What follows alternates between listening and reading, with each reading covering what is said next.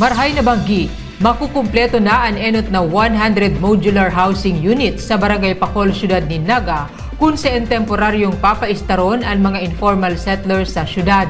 Iniantes pa man mapunan ang Naga City Rental Housing na ang groundbreaking papanginutan mismo ni Secretary Jose Ramon Aliling kan Department of Human Settlements and Urban Development sa Miyerkules, Enero 17. May report si Joel Solina.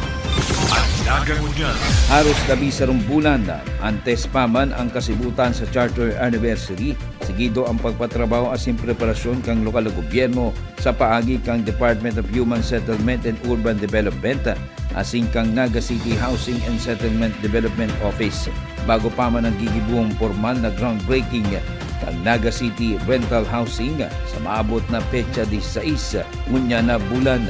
Sa naging mensahe ni Alcalde Lenny Robredo Lunes sa flag raising ceremony sa City Hall grounds, magiging bisita sa Syudad Dignaga si Secretary Ping Aliling kang disud kay ba mga Undersecretary, Assistant Secretary kaini asin iba pang government officials sa June 18 para sa formal na groundbreaking kang nasambitan ng proyekto asin pagpuon na kang patrabaho asin konstruksyon kang Naga City Rental Housing Program. Ang programang ini para sa mga na-relocate na mga informal settlers, mga low-income earners na mga taga-syudad Dignaga.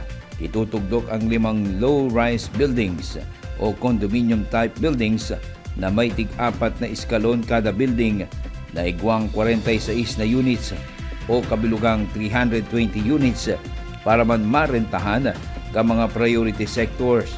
Ang loting paglugaring kang lokal na gobyerno sa Barangay Lerma ang gagamiton para sa nasambit na proyekto. Parte ini kang pag-expand kang public rental housing na flagship program kang gobyerno sa lindong kang pambansang pabahay para sa Pilipino o 4PH program. Kasabay man ini kang ginigibong preparasyon kasi pagpapatugdok na kang inisyal na sanggatos na units na mga modular housing sa Barangay Pacol para mandigdi temporaryong idakit o paistaron ang mga na-identified na mga residente sa Barangay Lerma na apektado kang pagpuong kang konstruksyon kang Naga City Rental Housing na oras na matapos sindaman giraray ang priority na mga residente kang Lerma na pwedeng mag-arkila. Sa Webes, na iyo po ang kaaldawan kan sa tuyang Charter Anniversary, ang maabot man po si Secretary Ping Aliling kang Gisud. Nagkakapira po ang mga programang pupunan o iinauguraran. Ang pinakainod po kayan, groundbreaking ceremony katong rental housing, 5 building, 320 units na rental housing, hindi po sa Barangay Lerma. Pagkatapos po kayan, madiretso sa, nasa taho po siya kang Pacol sa Kakararayan, pero katain po siya kang Bistansa. Iyo po si inauguration kan sa itong modular shelter units. Ang modular shelter units po ang itatao sa tuya, nasa 300 units. Pero gano'n po ang matatapos muna, di pa gano'n matatapos si 300 by Thursday. Pero pagbisita mi po kang Webes, gano'n may sanggatos ng tapos. So inaugurate po iyan ni Secretary Ping Aliling ang lead po sa kapos na iniyo HSDO.